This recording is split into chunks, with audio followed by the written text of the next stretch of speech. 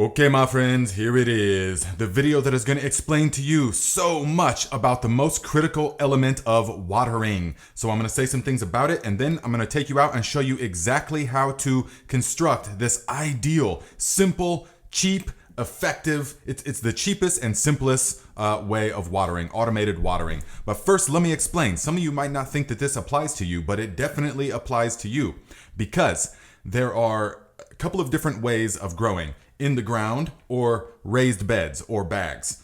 And in the ground requires a certain type of watering. In the raised beds or the bags definitely requires a different type of watering. In this video, I'm going to show you how to set this system up for both.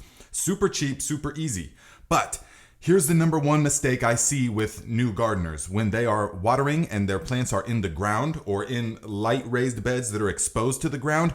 They are watering too frequently. Yes, I know it seems like every day a drink of water is what they need. That's not the case, because if the water is continuously at the soil surface, then it doesn't force the plants to seek out that moisture that is in the ground. And so it makes for a very shallow root system when you're watering every day or even every other day if your plants are in the ground, especially if they're mulched, because then they say, hey, the water's right here. We don't need to go deep. But so what you want to do, and I will explain to you, you want to water if they're in the ground and mulched. If you have to water, you want to do it really deeply and thoroughly, but only every so often, once a week, maybe twice a week if it's hot and dry at most. I'll show you how to set this up for that. As opposed to being in the bags. If you guys have grow bags, cloth grow bags, every day. They need watered every day because they're not going to seek out. We're not trying to train them to seek out the moisture deep in the soil. They need the water every day because they only have a certain amount of space. So I'm going to show you how to set this up. You can get these supplies. I mean, I've done so many ways of automated watering over the years, and this is the one that I like to do when I go to places and set it up. It's so easy and so cheap and so effective, and it's not permanent. And so it's easy to work around. You can get everything at Lowe's or Menards or Home Depot, or if you want, I will show you the links to the stuff you can get on my Amazon storefront. So here it is, guys. Okay, my friends, so here we are at Lowe's, but there are also some at Menards and Home Depot and the hardware store. They all kind of operate under the same thing. So these are the timers that you will put onto your water hose, and you really want the timer. And then you want a sprinkler. Yes, this is all it's going to require, but you want it to be the adjustable kind. And then make your life easier and get a quick connector. Now, here is the one in my Amazon storefront. This is the one we'll be working with today. I recommend this one because I've used it many times and it's very effective. Now, the sprinkler, it's very important that you get the adjustable one. Don't use the other ones. You're wasting so much space. Now, I just want to show you, we are going to use just a garden hose, and we have it red so that we do not run over it with the lawnmower. But we're not burying this thing. It's not a big, long, involved process. This is so easy. You can implement this literally this afternoon. So we are here at my mom's garden, the Viking mom's garden, and this is how we do it, guys. We just put that garden hose into there, and we like to weight down. We have to weight down either with these stone slabs or with like the landscaping staples, but you want to weight it down so it doesn't move. And then you adjust it using these little things here. This is the width, so adjust over the width of your garden, and then here is the length or the depth. Adjust it just over the depth of the garden. These adjustments are key. This is what makes it work. And then we have the quick disconnect right here so that we can just pull it off and do away with the hose when we got to mow the lawn or something like that. And then we can just reconnect it really easily. This makes your life so easy, guys. So look, you turn on the garden hose and you want to adjust it. Yes, you'll get a little bit wet, but that's perfectly fine. It's 95 degrees out. You can see how this is going just past the very last bag, and that's important. Now it's going to go up and you will see the width, okay? So we want to make sure it's covering this garden. And now here we are. You see how at the end it's the water is coming all the way past the final bag on these tomatoes right here, getting them nice and soaked. Yes.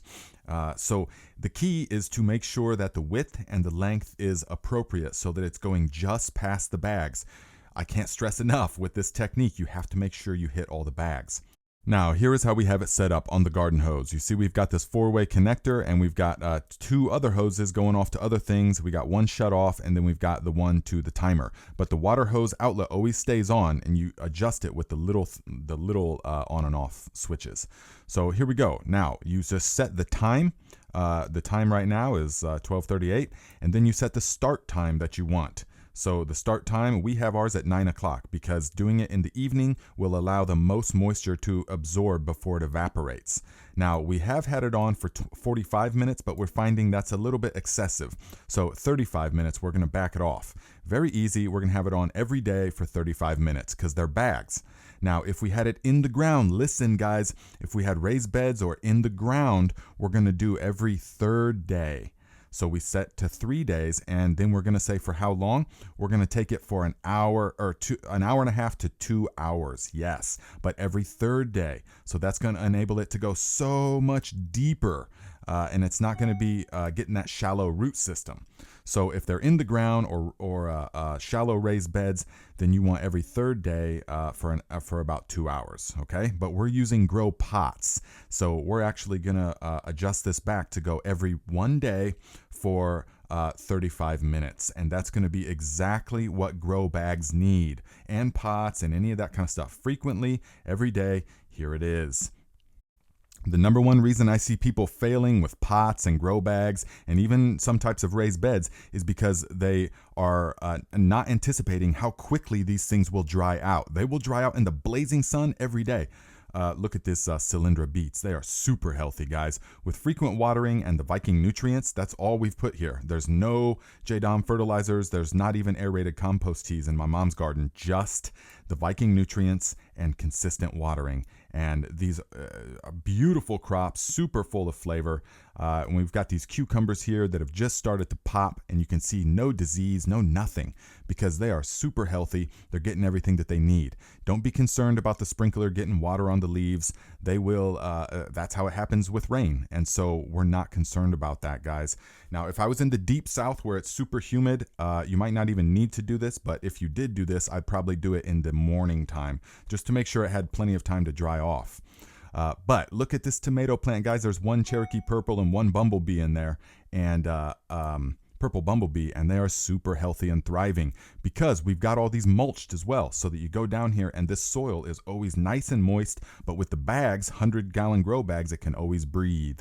Okay, so I can already hear the questions talking about, hey, is that municipal city water going to be destroying the microorganisms in the soil? And I've done it with so many different ways and so many different places over the years. I've done it with well water, with artesian well water, spring water, with rainwater, and with city water. And there's really, besides making microbial brews, there's really no discernible difference, really. So when you're watering the garden with the city water, it is my opinion and experience, you do not have to be even the slightest bit concerned that you're destroying the microorganisms in the soil, because the concentrations of the chemicals in the city drinking water are not nearly strong enough, especially to kill the microorganisms, especially if you're using good practices like you see on this channel, aerated compost teas, JDOM microbial solution, that kind of stuff, nothing to worry about.